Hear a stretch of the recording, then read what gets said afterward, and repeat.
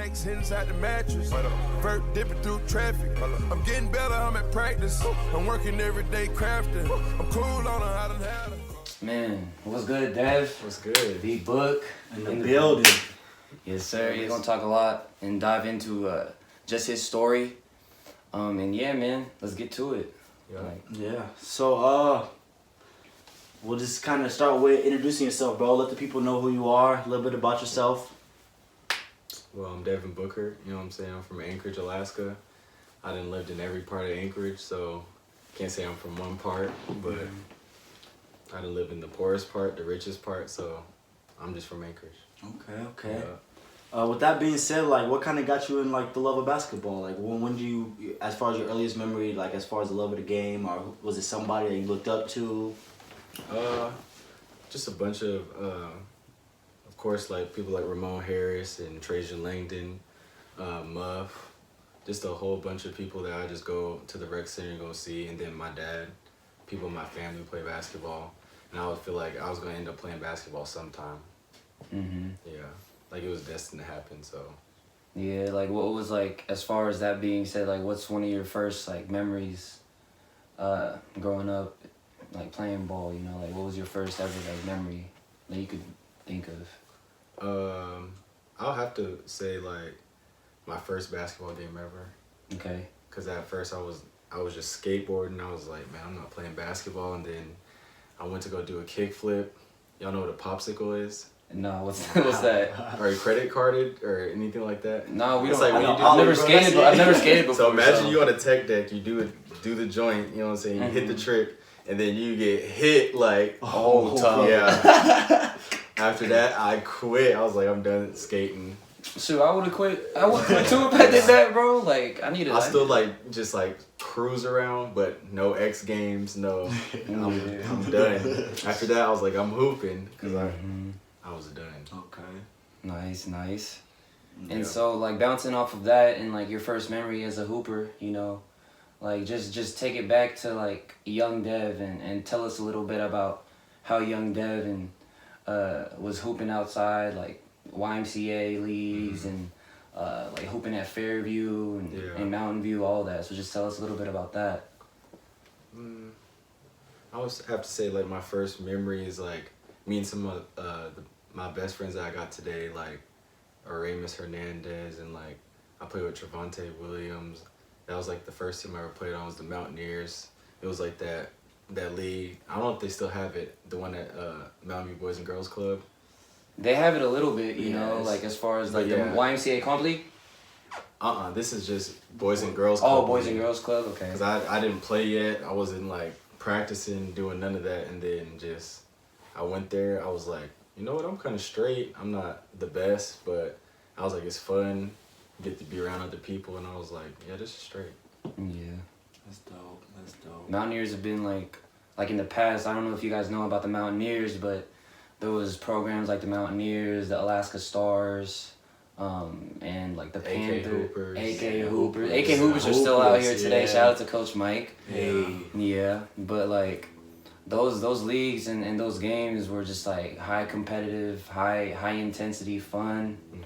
And yeah, like shout out to all the coaches that have been like bringing these young kids up to, you know, like become successful hoopers. But yeah.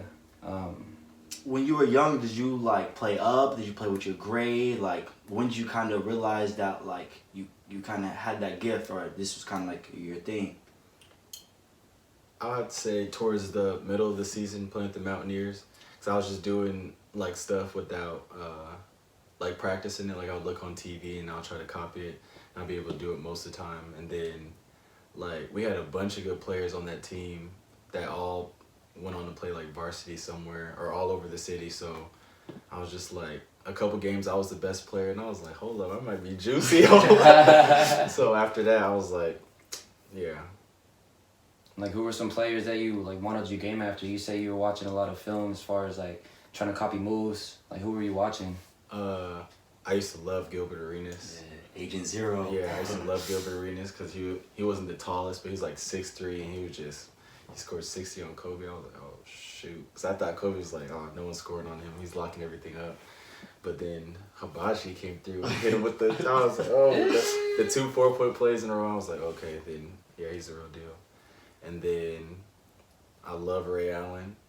And then when he got traded to the Sonics, and that was the closest team to here, I was like, yeah. And then my mom's somehow, well, God, basically, on my birthday, she won tickets from Alaska Airlines. And it was like the game, he went crazy. He scored like 60 or like 55 or something, hit the game-winning shot. And I'm like, I think it was on the Jazz. And I was at the game in like a press box, like this little VIP thing from Alaska Airlines. And I was like, oh, shoot, I'm a Ray Allen fan now. Hey. And he wore the J's too, so. That boy always got the kicks. Crazy That boy kicks. cool. All Kicks on fire. the PEs, all of them. Crazy joints. Yeah, that's crazy. So like with that being said, we'll kind of transition to high school because right after like the Mountaineers and all that stuff, you know, high school is next. So like you want to tell us a little bit about that? Like freshman year, did you make varsity? Freshman year, like what were kind of some obstacles? I would say freshman year, well in 8th grade, I started going to West Open Gym, and I was like, I'm trying to make varsity, and I tried to tell like, I didn't tell Coach White, but I was just trying to be like, yeah, I'm trying to be on varsity, like all timid and trying to like, basically like try to let him know that I'm coming to try to be on varsity. Like you the next, like coming up, like. Kind of like that.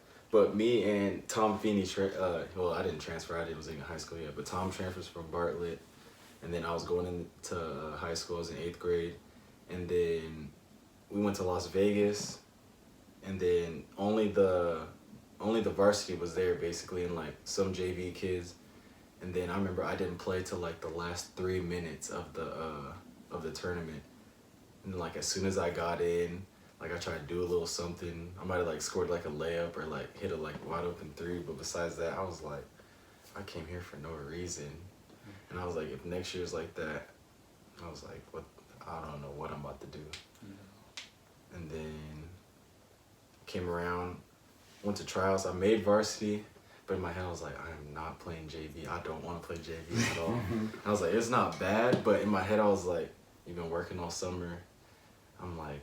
And I just had to prove it, and then we had like a JV tournament at West, and I scored like, or first we had to play at Heritage, and you only have that I remember I was telling you before, you only have 4 quarters a night, and I only got to play the 3rd and 4th quarter, but in JV I had to play the 1st and the 2nd quarter, but, so I played 3rd and 4th quarter on JV, and then I played the 3rd and 4th quarter on the varsity, and I think I scored like 11 in the varsity game, and then, in the JV game, I scored like 30 in 2 quarters. And then, light work. I do not belong here, Coach. I was like, Coach, get me out of here. Give me the 10 days. But then, the funny thing is, y'all know Andre Williams? Mm-hmm. Yeah. That man had 35 in that game. Okay, Andre, bro. Okay, Andre cooked that, boy. 30 to 35 in that game in 4 quarters. He was sweating all bank shots. I'm like, guard this man. Trash. And then and then Dre was like, I'm scoring 30 every game, like I'm like, you're ugly. But then so after that there was like a tournament at West for JV, and then Coach Q, y'all remember Coach Q? Coach Q come through with the suits with on deck. Suits, everything. He would be fly with it, you know? Yeah, he would be fly. I can't even. And he'd be like, you got your grade sheet? And I'd be like, you ain't going to open gym. Yeah, but after that, had to play that game, scored 30 again. Then I was like, Coach Q, do you think like I got to like probably play the... And he's like, yeah, I'm going to talk to Coach White. And then he like left, and then like he came back and he was like, yeah, he used to call me like Diaper Dandy or like Freshman Sensation or somebody. He's like, yeah, Diaper, I don't think you have to play no more. I was like, I'm straight now. And then after that, I didn't have to play JV no more. So like with that being said, like what advice would you give to like a young hooper who like know they shouldn't be like in JV, or let's say they want to get better or something like that? Like what advice would you give them? I would say every game is like a chance to prove that you belong where you think you belong, or like you set that goal, and if you're not there yet, just like keep on killing it to be like, y'all got to see me doing this. Like everyone sees what I'm doing. You have to see what I'm doing. Yeah, like make it known that it's Like, like it's, you guys obvious. are like, yeah, it's obvious that like you guys should move me up because I've been killing every single game, Yeah. being consistent. So Like it's just too easy for me. Like you're not helping me at all. Just keep me right here. yeah, okay, nice. And then so after freshman year, you know, we're transitioning into, you know, sophomore, junior, senior year. Mm-hmm. Like take us through like what your mindset was, you know, as far as, you know you're killing, you know you're like doing well like on varsity in Alaska, but you have higher aspirations, you know, you wanted to go and play at the next level. Mm-hmm. So what was like your mindset, and tell us a little bit about like what your goals were, where your head was at that time, you know? My like end goal is just get like a D1 scholarship. My dream was like to go to UCLA. I was saying it since like 7th grade. Like I would like tell everyone like call me Bruin Boy, all this stuff, like all this stupid stuff. And then I'll just like, I feel like that was just my goal. Like everything, like I'll try to buy all their gear, all that stuff. And then I don't even know. I can't even like, I was just like so wrapped into that. Like you just like buying all the gear to visualize yourself like making that dream become a reality, you know, just doing the little things to... Yeah, like I knew that I had like to get like a certain score on like SAT, and I was like, my grade point average is gonna like the sliding scale. I was like, I know I have to do like get this grade point average and this test score. And, like I was already thinking about it. I was like, nothing's gonna stop me from getting it. Okay. Yeah, how'd you prepare yourself for that goal that you had? I have to say, after my freshman year, I wasn't waking up in the morning before school, but then sophomore year, I was like, I gotta do something else. Cause I went out of state and I came back and I did straight, like I went to Pango's, like the Frosh camp or Frosh freshman, sophomore. Yeah, in Cali? When it used to be in Long Beach. Yeah. It might still be in Long Beach. The Jaguars on the side? Like Yeah. I like that. One. That's the gym my right there, gym. yeah. And I made like the All-Star game, the second to last one, like not top 15, but like top 40 or top 30. And I was like, I know I'm straight. And there's like all these kids like, oh yeah, I got interest from USC. And like, I'm like, you just live down here. I'm not hearing that. And I'm like, I'm not like cooking them where it's just like, it's obvious like, give this man an offer. But I'm like, I'm competing with him. And I'm like, but I'm not making it in my head where I feel like I'm head and shoulders above them. And I was just like I need to work harder or do something. And that's when I started working at 5 in the morning. And then I'll try to work out at lunch. Mm-hmm. Antonio used to let me in the gym. Boston. I know y'all remember Boston. Yeah. Rashad Boston. Yeah. Doing his thing out there in Washington. Yeah, that's out there getting dubs. Yeah, man. But yeah, like, I mean, because I just like, with the work ethic and the things that you need to do to like make it to the next level, you know, you got to put the time in. And like just hearing from what Dev said, waking up at 5 a.m., you know, that's sacrifice of sleep. Mm-hmm.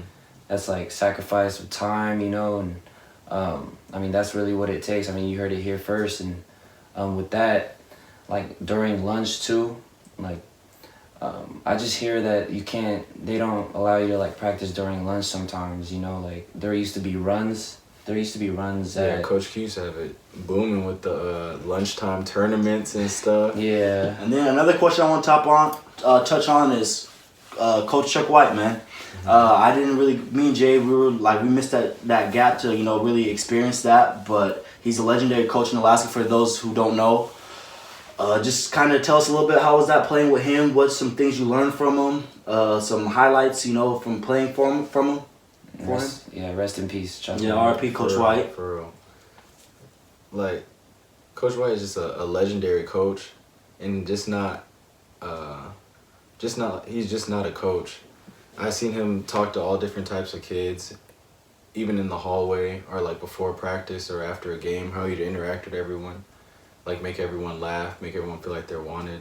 And besides that, he was like a mentor of men. I've seen a bunch of kids that probably didn't have enough to eat or something like that. He would like take them out to eat, not in an NCAA violation way if they're watching.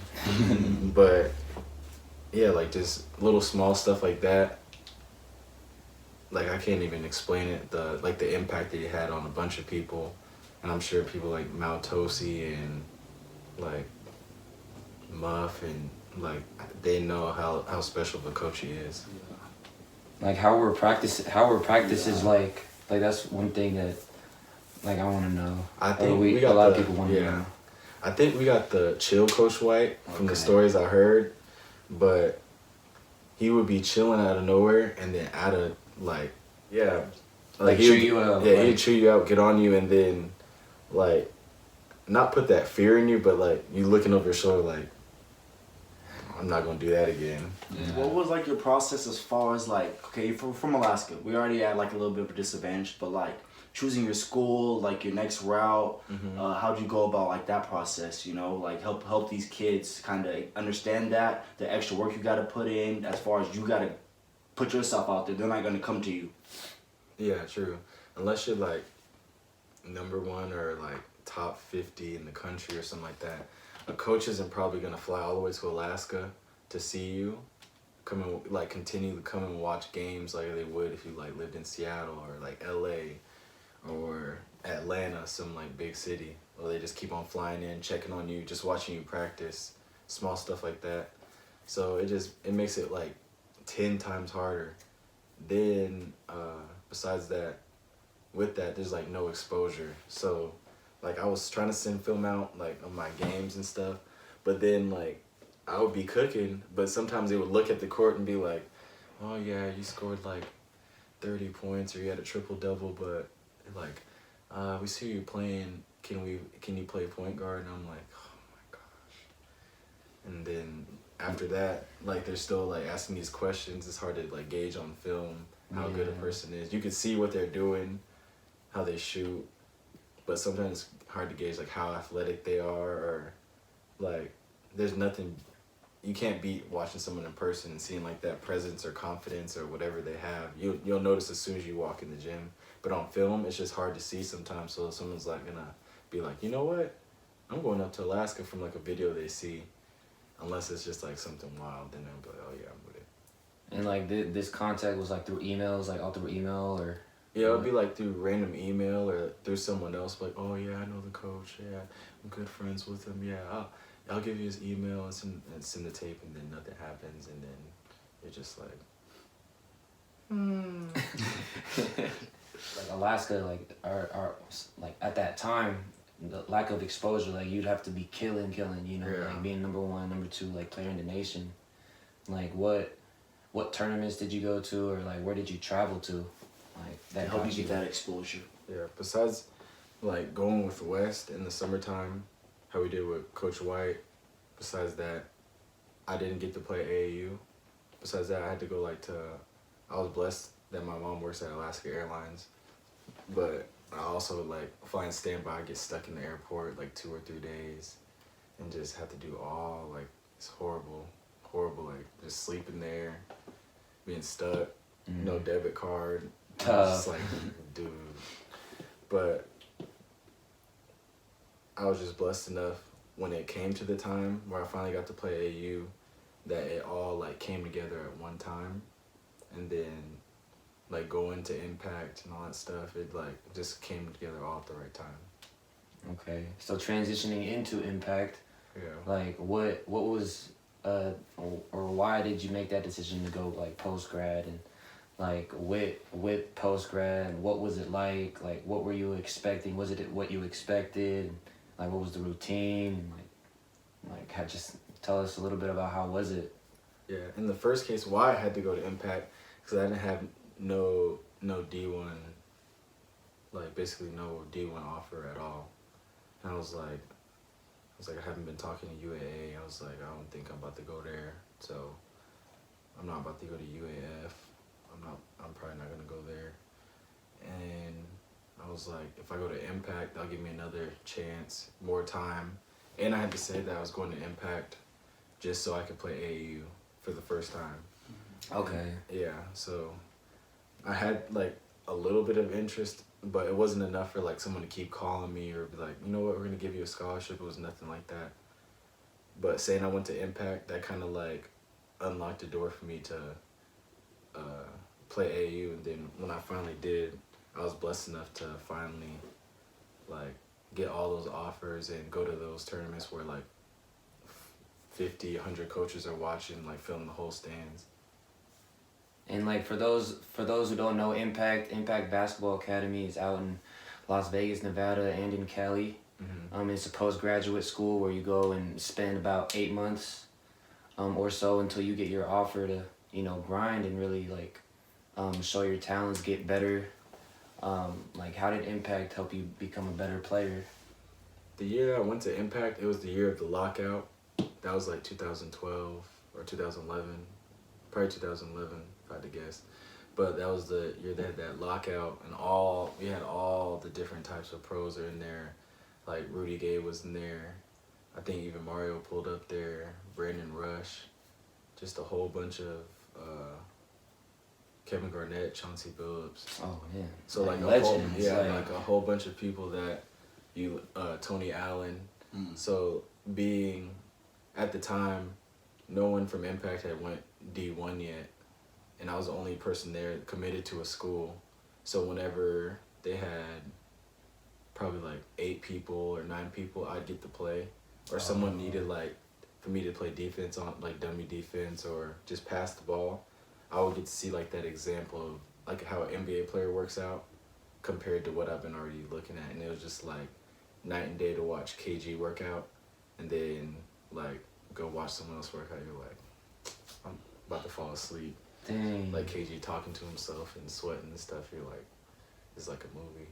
It's different. Like you're really like immersed in the culture, like as far as like how NBA player trains. Yeah. You know, that's cool. That's cool. Yeah, like the first time I played, I think Kyle Lowry scored like 8 of the 11 on my head, and I'm like, I'm in high school.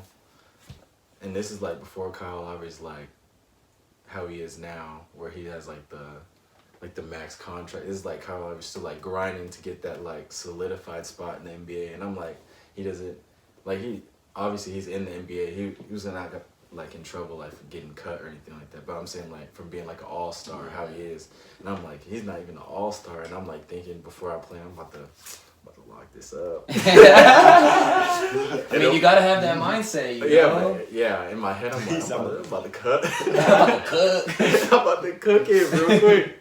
I'm like, they got some cameras out, where y'all at? And then, and I was like, and only one of the places was with a screen, so it was. Yeah, he said, "Oh, straight just ISO, just buckets." It was straight stir fry. Island. Yeah, like he was like running around, like doing workout moves. I'm like, jeez. I mean, I was trying to cook my life. Yeah. Did.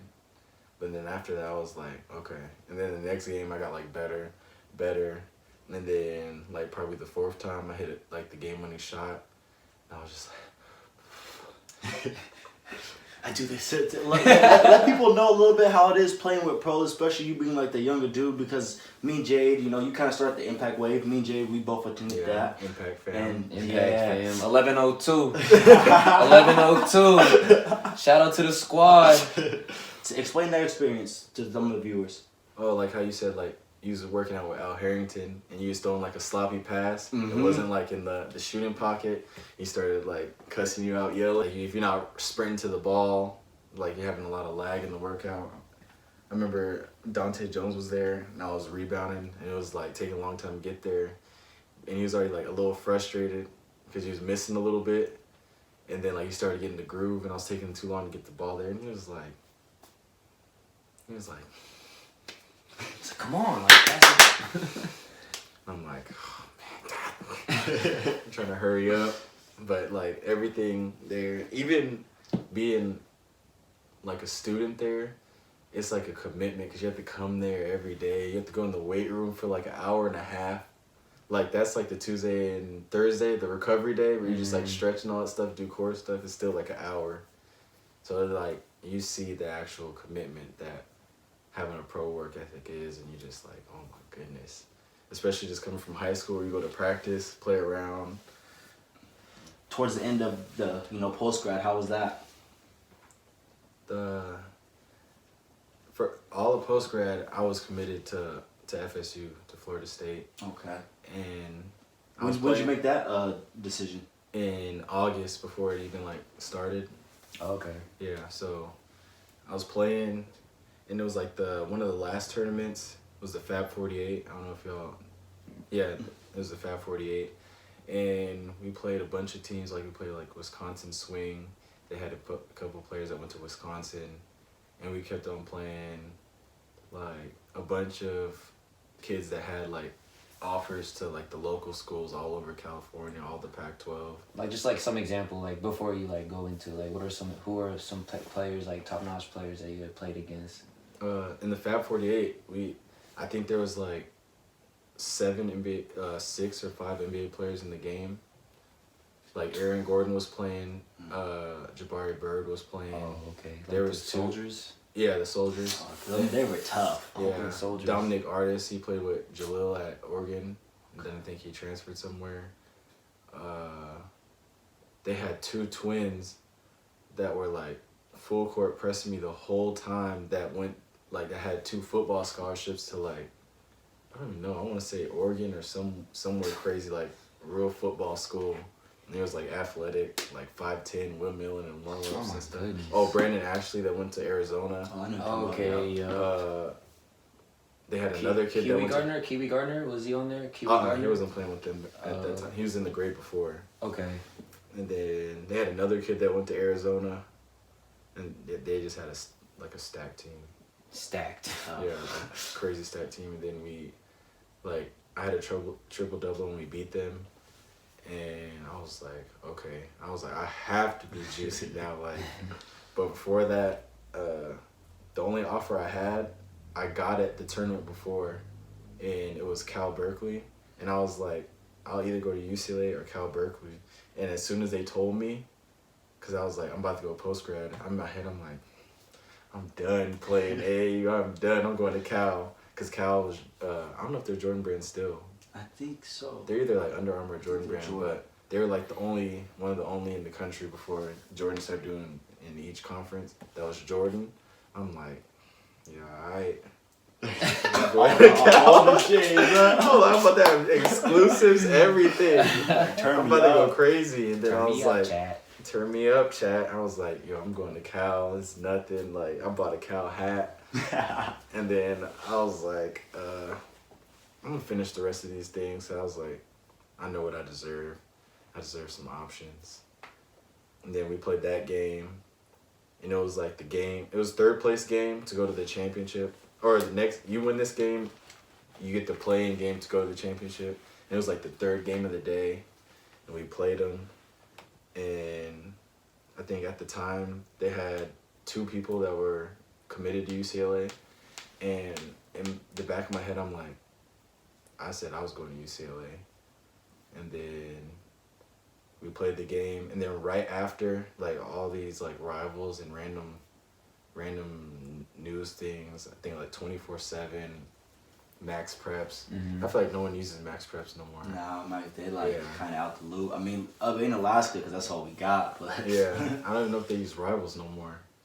But like a guy came up to me and he was like, what are your top 5 schools you want to go to?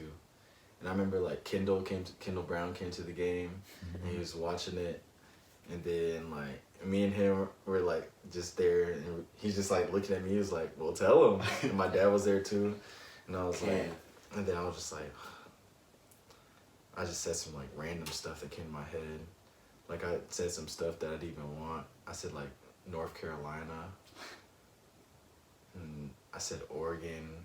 Like, I was just looking at shirts that went by because I was, like, so, like, surprised. Mm-hmm. And, yeah, like, I can't even remember what I said now. Like, I was just looking at people's shirts, and I was like, oh, that sounds good. I'll just tell them. And then, like, I had, like, an interview after, and then, like, it was just started happening so fast. And then I was playing on Branch West, our coach. Branch West? Yeah. Coach Gottlieb, R.I.P. to Coach Gottlieb, but he started like farming all these calls for me, and then he was like, oh, you want to go to UCLA? You can go to UCLA now. And then, but they're like kind of mad because they had the other kids on there like, if you offer up a scholarship, we're gonna decommit. like if I take the scholarship to go there too. And I was like, man, I don't even want it no more. Because I took 2 unofficial visits there. Okay. And then like they were messing with me, but they were also like, you know what, let's just show them the gym and show them the trophy room. But like they didn't show me like, basically, they just showed me the trophy room and like Poly Pavilion. And like they walked in there, cut on the lights, cut it off. And I was like, that's what's up, bro. So when I was there, like they didn't really show me like the love of like a recruit they really wanted. Yeah. Because they're just like, we're just gonna show them and like be nice. It felt like. So I was like, I'm not going to UCLA. Yeah, that's smart. That's smart. Just didn't feel the vibe. Yeah, like all the schools that I'd be hawking them down when they like came back around and offered me a bunch of schools like Washington State and a couple of random schools. I was like, yeah, like I'm done, bro. like I'll be listening to what they're talking about, like being polite, but in my head, I know how I felt. 'Cause I was like, dang, because I went to Washington State's elite camp too, and then like normally at the end of elite camp they offer like 2 kids a scholarship, and then they even offered me a scholarship. I remember they didn't even like, I don't even think like they called me. They sent me like a little letter of the gym or something, like a picture of the gym, like you could be here, and I'm like, call me, offer me a scholarship, show some love, and I was like, they didn't call me, but then after I finally put AAU and stuff, like, did God bless me enough that I'm just like, I got like 30 scholarships in like, it felt like 30 minutes. Yeah. And I was just like, and then the way I got to FSU was just basically, Coach Corey Williams, he just came in the gym. He coaches at Arkansas now. He's an assistant coach. And he was like, I was hoping you started messing up in these games. You was playing too good. I was trying to keep you in the back gym. And he was like, you wanted to go and show out? Or he was saying all this funny stuff. And when I just went there, it just felt like I had an idea of college in my head. When I went there, it like fitted perfectly for like the people and like the atmosphere that they had there. Like, what did you expect, coming into college being a student athlete? Like, what did you expect it to be like?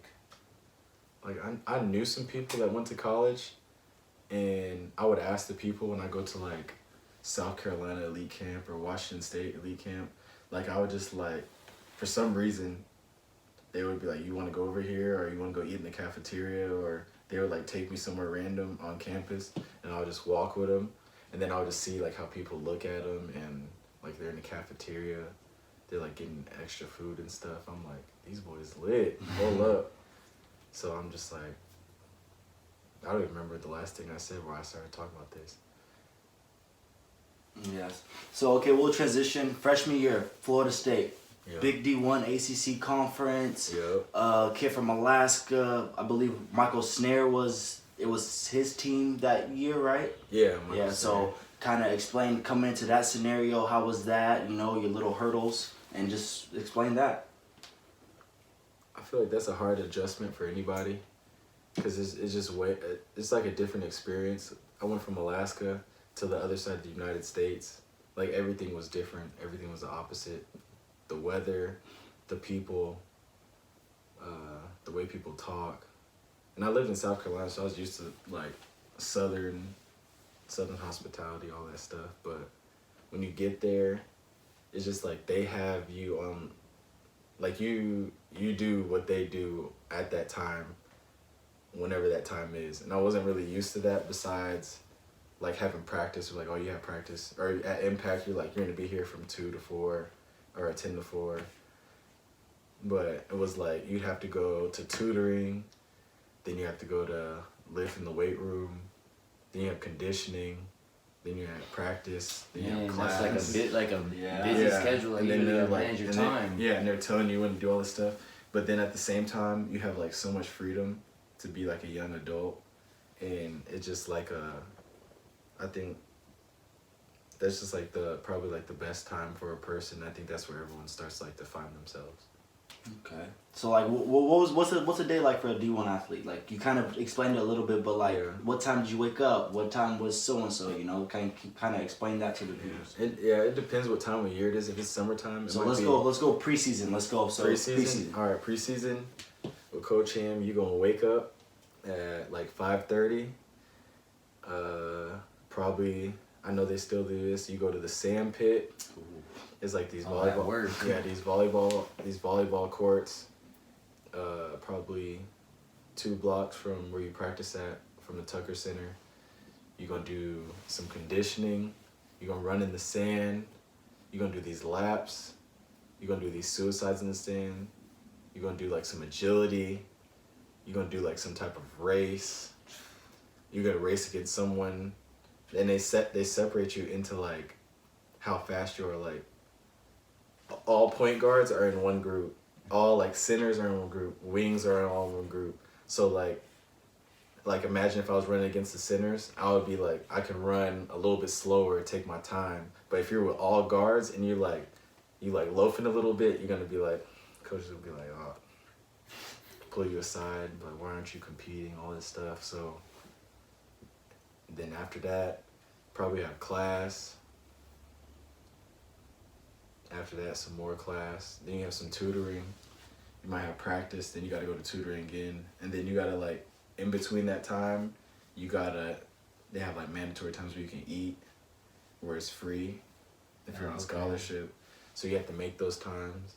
And if they want you to gain weight, then you have to, like, go there and sign up and show that you were there. So they know that you're at least, like, eating and that you're not just like going home and going to sleep and like skipping meals. And from doing all this activity and waking up, you're gonna get skinny if you're not eating and stuff. And then after that, you're gonna have to wake up and do it all over again. Okay, what about the season now? So now let's say it's season mode. What's kind of like a day for FSU player? Like a game day? Yeah, we could go game day. Okay, a game day, probably it depends if it's like a weekend game, but I would say like a weekday game. You're gonna wake up, probably go to your first classes of tutoring, one of the two. We're gonna have class in tutoring or tutoring in class. Probably depends on how your grades are. Then after that, you're gonna have shoot around, and then you're gonna have a meal at the arena. And then after that, you get to chill for probably a couple hours. And then after that, you have like a time you gotta be there, dressed on the court, like ready with tape, all that stuff.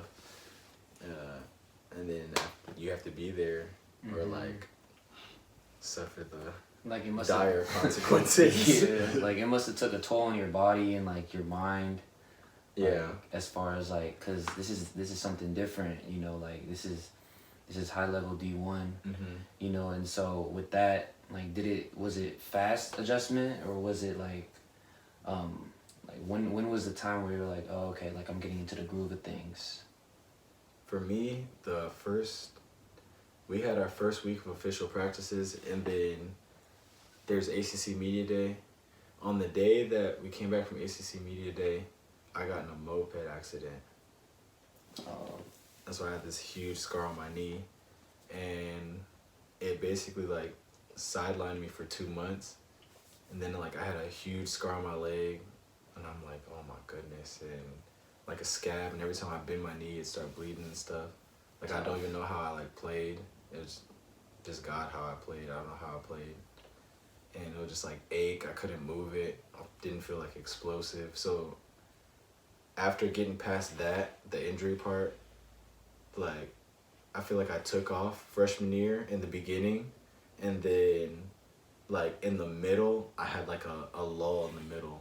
Cause like once you hit conference play, they're like scouting you out. They're like, oh, you 85% left-handed driver. So like you like always, deep like that. Yeah. So like if you like always going left, they have like this thing called synergy. This is like all your tendencies, like hot spots and stuff. Like he's only a 3-point shooter. Like run him off the line, make him finish at the basket. Or like he's soft. Like if someone's soft with the ball, they're like, we're gonna press him the whole game, mess up their whole offense.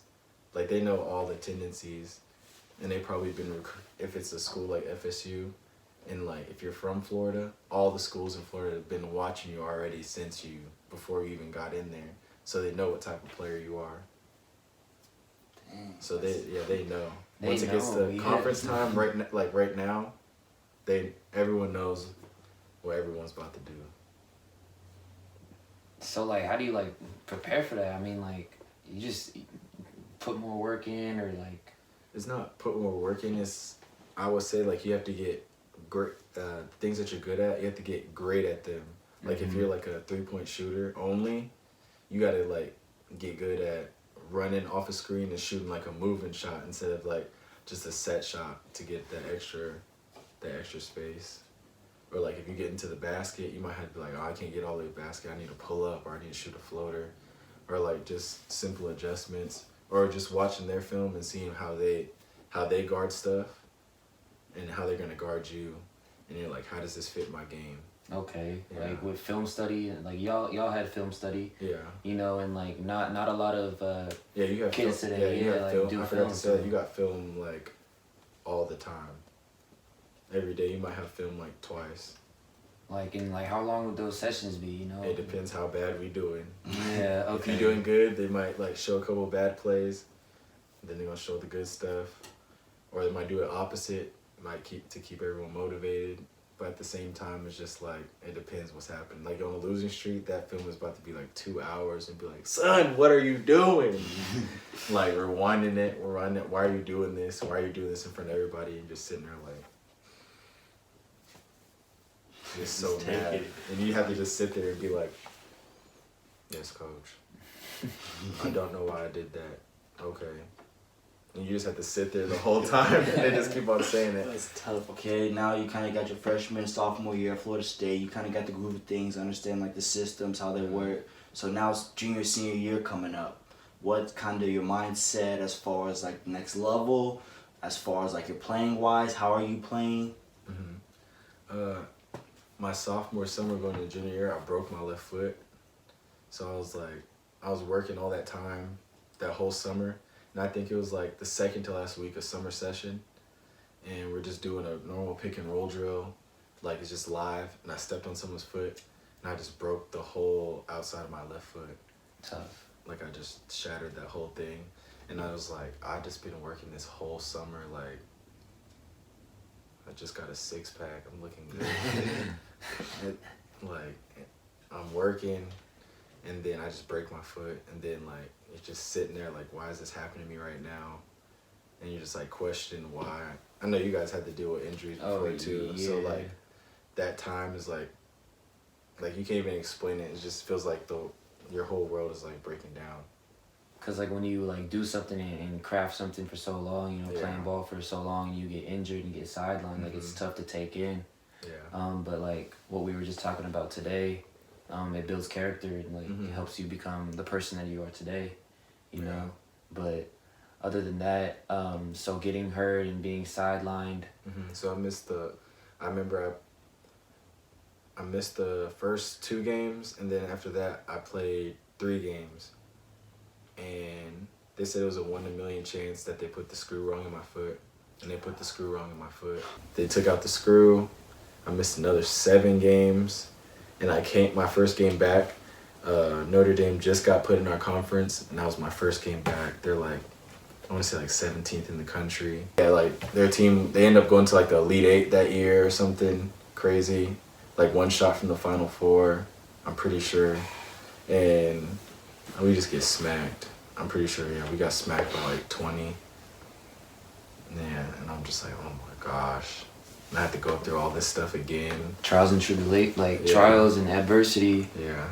But that's the time where you just like, that time just helped me like get closer to God and trust in God, and like this whole process of what I'm going through and knowing that whatever it is not finished. So like with that being said, like what are some like highlights as far as like after all that? So you know, we kind of touch bases, you know, you kind of freshman year, you kind of got used to it, adjusted. Sophomore year, you know, you're doing good, just feeling yourself, and then boom, injury. Okay, so like how do you kind of come out from that injury as far as and accomplish the things you accomplish? I had to do a lot of physical therapy, because that's like the outside of your foot. You have to like, everywhere you move, especially lateral quickness, I had to do a bunch of physical therapy. And I had to do like a whole bunch of I don't even know, just extra stuff to get back to starting basically. Because Coach Ham is the type of coach to make you earn it. And that's the right way, I think so. So after that. How was that going from starter to kind of seeing someone else take your spot, you know, due to injury? It wasn't hard because I knew how hard my teammates worked too, but as like a competitor at the same time, you're like, God, dog, like why do I have to get hurt during this time where I could just been not chilling hooping, but hooping the way I know how to hoop the whole time. And you just have that, when you have an injury in the back of your head, you're like, don't step hard on that foot, don't re-break that foot. You're like, don't do it. Like, don't try to dunk it, don't try to do anything extra. Like, don't try to finesse nothing. You're just like, let me do the minimal to stay on the court and just do the job I'm supposed to be doing. So that was the hardest part for me. Yeah. Thinking about the injury the whole time. And then when I finally got over it, I feel like that's when I started to get like a little bit of momentum to accomplish a little bit of stuff. Nice. What are some of those things you accomplished at Florida State? My freshman year, I led the country in 3-point percentage. I think for my senior year, had the highest steal rate. Clamps. Okay. You know. Let them know. Hall of Fame clamps. I think I was second in steals. I know I was like top 3 in 3-point percentage, especially in the ACC. And then was like one of 6 or 7 people this decade to score 1,000 points. So That's tough. that was pretty special. Like, not a lot of people can say that, you know? Yeah, especially in the ACC. So Yeah, that's the only reason I wanted to go there. They have those like some of the most historic programs in all of college basketball. I was like, so if I turn up there, I could turn up anywhere in college. So Like, with that being said, and transitioning now from like all that you have accomplished in college, right? Post college, what's happening now? You know, like, take us through like transitioning from your career in college to going professionally. You know, like. yeah, the first thing I didn't do was go professional. Okay. Well, I kind of did because I worked in the NBA. I worked in the front office. I was assistant in the front office to the basically to the general manager and to like all the higher ranking staff. So anyone needed something, I would help them. And I did that with the Atlanta Hawks. And that just taught me another thing, to see these people go there every day, stay late, be early, and just to see the dedication they have. Because these people, they're not playing basketball. They just love basketball so much they want to be around it. And that was like a transition for me, because besides playing basketball, or going to school, which is a job because you have to do so much time, but that was like my first real job where I have that real responsibility every day and all these things I have to do to get paid. So after that, I was like, you know what, I quit. I'm not, I'm still gonna play basketball. I miss playing basketball too much. And then 2 days after I quit, a glass bottle goes through my right hand. And when I put the knife through there to open it, the whole nozzle of the bottle, it broke to a sharp point and it went halfway through my hand. That's tough. That's tough. Yeah, so when that happened, I was just like, and I couldn't move these 2 fingers. And I was like, how am I gonna play basketball?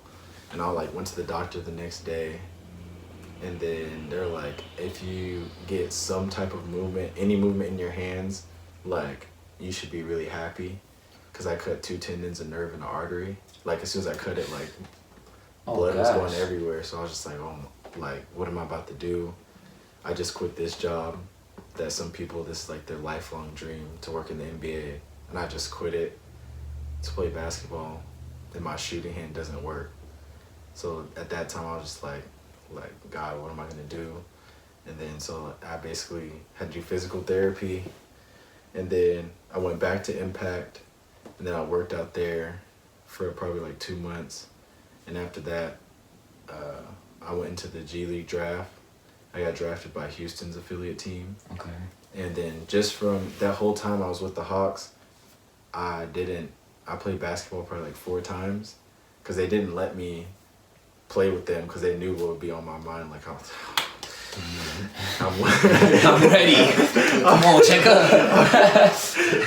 I'm finna cook these boys and just like, I'm trying to put myself on, but like that was probably smart by them because I'll probably be diving on the floor in practice for no reason.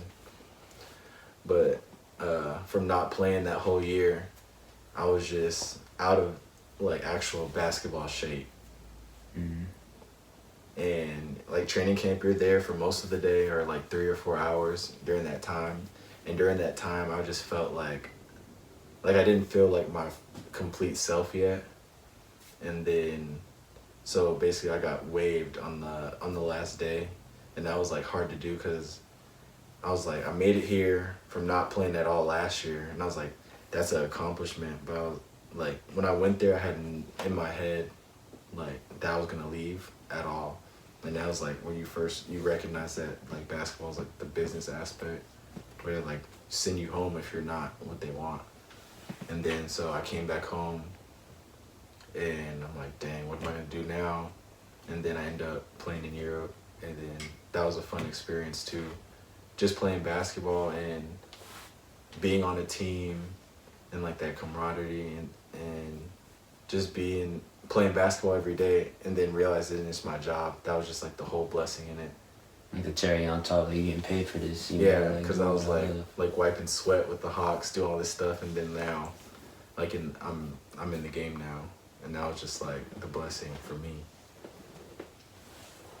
How was it like playing overseas? But when like you're used to being like in America where people like speaking English and you like have all these restaurants and like just the normal stuff you're used to, and it like gets all taken away from you. Like your teammates aren't speaking English and you're like saying all this stuff. And you're like, what part of Europe was it? I went to Czech Republic. Czech Republic? Yeah. Did you like learn the language a little bit or? A little bit, but not like enough where someone would say something I'd be like, oh yeah, I know what you're talking about. But like little words here and there. Little phrases. Yeah, like little. Did you like eat their food or do you try to look for McDonald's every night? How was that? I would try to experience their culture and stuff and eat their foods. Like to them, like steak here is pork to them. Like you know how like you be like, oh yeah, you eat steak, you eating good. But like if you eat pork, like they're like gonna eat pork over there. Them boys like they get hyped. They're like, swine me. Them boys get hyped for pork for no reason. I don't know why. But yeah, they like it's just so different. Especially with like that language barrier too. Like interacting with people like at the grocery store or like trying to figure out how to use their money. Cause their money, they're like say like 1,000 crown, and their money is like, I would say like $20 or something crazy where it's such a like less amount. So like you give someone, they're like trusting someone all the time because you're giving them the money and they'd be like, and they just give you whatever back, but you don't know. And like some of their coins are as much as the dollar bills. So you like give someone the coin and they'd be like, oh.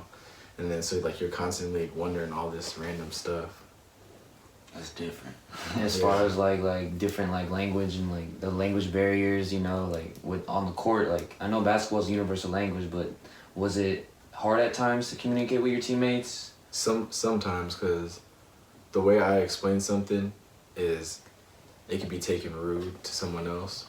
Or like the way they explain something to me, I could be like, yo, chill, like calm down. But they're just like, that's just how they explain stuff. And on the court, they, for the most part, they spoke pretty good English. But like in the heat of the moment, if you speak a different language, you're not gonna be like, you need to get over the screen. You're gonna be like, say whatever you need to say, like dumb fast, and be like, oh, and like they get angry, they start speaking in Czech or wherever they're from, and you're just like. But most part, it's good. It just depends where you go. Yeah. And then like during that season, like how was the play style? Like what did they have you running and things like that? Did you enjoy it? Like did it fit with your game? Like I think it fit my game. They. Like in Europe, the game is kind of more like a college game a little bit, but it has like a more emphasis on like the fundamentals of the game and being able to shoot and be able to do all like a little bit of everything. Like a taller guy is most likely going to be able to shoot in the air or like put it on the floor a little bit, or like that ball movement where they just whip, like playing like the Spurs basically. What's your plan? What are you doing like now to help you get to that goal? Like the current Dev situation. Getting better daily. GBD. The motto.